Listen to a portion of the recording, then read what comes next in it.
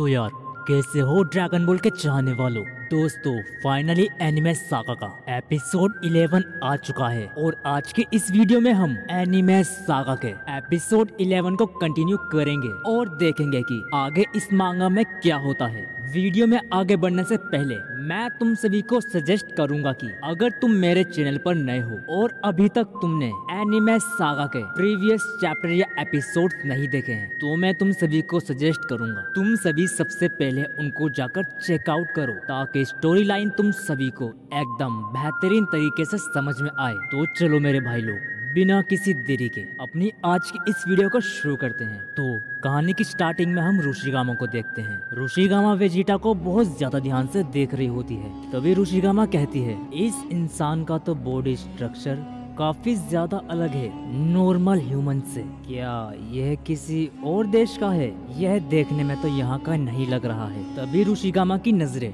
Vegeta के बालों पर जाती हैं। रुशिगामा वेजिटा के बालों को देखकर कहती है, इसके बाल कितने अजीब हैं। इसके बाल तो हिगुरामा से भी ज्यादा बेकार हैं। अब तुम लोग सोच रहे होगे कि ये हिगुरामा कौन है। तो मेरे भाई लोग, मैं तुम सभी को बता दूं कि हिगुरामा अपने रुशिगामा का भाई है। रुशिगामा के भाई हिगुरामा के भी बाल कुछ हद तक वेजिटा की तरह होंगे। तभी रुशिगामा ऐसा बोल रही है। तभी रुशिगामा वेजिटा को बोलती है, तुम जो भी हो, मुझे इंतजार रहेगा तुम्हारे उठने का। तुमसे जुड़े बहुत सारे सवाल हैं मेरे मन में जो इस टाइम चल रहे हैं। तभी रुशिगामा के घर का टेलीफोन बूथ बजने लगता है। रुशिगामा टेलीफोन बूथ की आवाज सुनकर उसके पास जाने लगती है।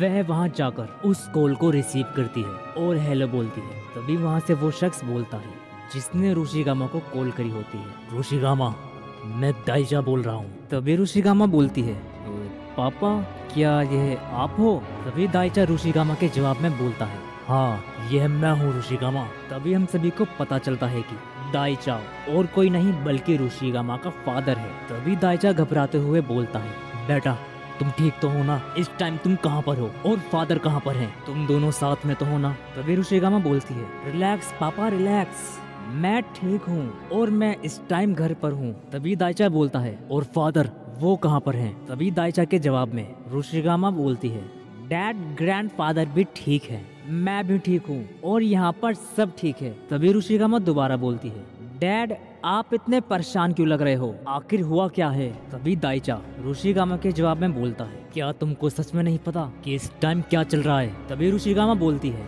नहीं, मुझे नहीं पता डैड, क्या चल रहा है इस टाइम? क्या कुछ हुआ है क्या? तभी दाइचा बोलता है, रुशिगामा, तुम कौन सी दुनिया में खोई रहती हो जो तुमको इस दुनिया का बिल्कुल भी ध्यान नहीं है? तभी रुशिगामा बोलती है, ऐसा नहीं है डैड, बस मैं। तभी अचानक से दाइचा बोलता है, ठीक है, अब जल्दी से जाकर टीवी चालू करो और न्यूज़ देखो। अपने फादर की यह बात सुनने के बाद रुशिगामा जल्दी से जाकर टीवी चालू कर देती है और वह न्यूज़ वाला चैनल लगा देती है।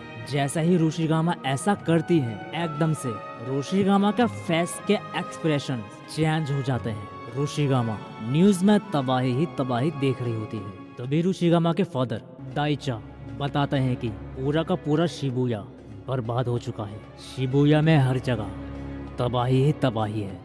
जितने भी लोग वहाँ पर थे सब मारे जा चुके हैं। रुशिगामा, मुझे नहीं लगता कि वहाँ पर अब कोई बचा भी होगा। तभी रुशिगामा कहती है, लेकिन डैड, यह सब हुआ कैसे? तभी दाइचा बोलता है, मुझे नहीं पता रुशिगामा कि यह सब हुआ कैसे, लेकिन गवर्नमेंट का कहना है कि एक एस्ट्रॉइड शिबुया पर आकर गिरा था, उसी की वजह से ऐसा हुआ है। शुक्र है रुशिगामा कि तुम और फादर ब्लू फ्लैश में हो। तभी दाइचा को कोई आवाज लगाता है और दाइचा रुशिगामा से बोलता है, रुशिगामा, तुम अपना ध्यान रखना, अब मुझे जाना होगा, मैं फोन रखता हूँ। यह कहने के बाद दाइचा फोन रख देते हैं। तभी हम रुशिगामा को देखते हैं। रुशिगामा फ्रीज हो जाती है यह जानने के बाद कि शिबुया पूरी तरीके से बर्बाद हो चुका है। तभी रुशिगामा बोलती है, कहीं वो भी तो शिबुया से यहाँ पर नहीं आया। तभी अचानक से रुशिगामा वेजिटा की तरफ भागती है। वो भागे भागे वेजिटा के पास जाती है। रुशिगामा भागे भागे वेजिटा के पास पहुँचती है और वह वेजिटा को ध्यान से देखने लग जाती है। तभी रुशिगामा बोलती है, इसके घाव काफी हद तक ठीक हो चुके हैं। तभी रुशिगामा को वो टाइम याद आता है जब वेजिटा उसे मिला था। तभी रुशिगामा अपने मन में बोलती है, इसके घाव और शरीर की चोटें बहुत ज्यादा गहरी थी। कहीं कहीं ये शिबुया से तो यहाँ पर नहीं आया, लेकिन कैसे कोई भी नॉर्मल इंसान लूप लास्ट के अंदर कैसे आ सकता है? किसी भी इंसान का इस कर्स शील्ड को पार करना नामुमकिन है, तो फिर ये कैसे वहाँ से यहाँ पर आ गया? जब शिबुया की बर्बादी यहाँ तक नहीं आ सकी तो ये कैसे आ गया यहाँ पर? रोशिगामा के सवाल धीरे धीरे करके बढ़ते ही जा रहे होते हैं। तभी सीन शिफ्ट होता है और हम रोशिगामा के ग्रैंडफादर को देखते हैं। रोशिगामा के ग्रैंडफादर एक बहुत जरूरी मीटिंग में आए हुए होते हैं। तभी रोशिगामा के ग्रैंडफादर के पास एक शख्स आता है और वह उनसे कहता है, सर जल्दी चले, वो इंडिया से कब का आ चुके हैं, वह बहुत देर से आपका इंतजार कर रहे हैं। यह सुनने के बाद रोशिगामा का ग्रैंडफादर बहुत ज्यादा डर जाते हैं और वह भागे भागे उनके पास जाने लगते हैं। तभी वह उनके पास पहुंच जाते हैं। तभी हम कुछ लोगों को देखते हैं। यह लोग इंडिया से जापान आए हुए होते हैं। तभी उनमें से एक शख्स कहता है, दाइचारू, हम सब अपना ज्यादा टाइम वेस्ट नहीं करेंगे, मैं तुमसे सीधा मुद्दे की बात करता हूँ। जैसा कि तुमको पता है कि अब तक की जितनी भी कर्स्ड एनर्जी और स्पिरिट्स हैं वो सिर्फ और सिर्फ जापान में ही एग्जिस्ट करती हैं, और ऐसा इसलिए है क्योंकि जापान 10 गेयर बैरियर्स से सील्ड है। तुमको कैसे भी करके